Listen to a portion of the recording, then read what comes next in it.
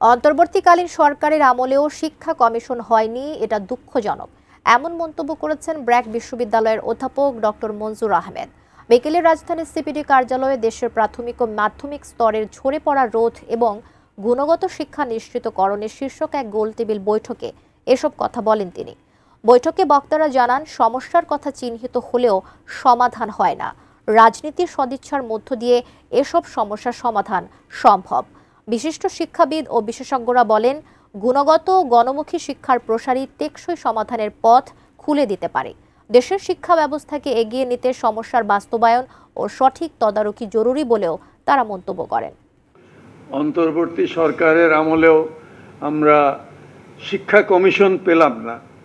আমরা প্রাথমিক শিক্ষার জন্য যেটার সঙ্গে আমি যুক্ত ছিলাম, আমরা সুপারিশ কিছু দিলাম, মানে সীমিতভাবে সীমিত পরিসরে যা বর্তমান এই কাঠামোর মধ্যে। তো সেই সুপারিশ নিয়ে আমি মনে করছি যে যথেষ্ট কাজ হচ্ছে না। মানে সামগ্রিকভাবে সুপারিশগুলো নিয়ে কাজ করার জন্য চেষ্টা, সেটা আমরা দেখতে পাচ্ছি না।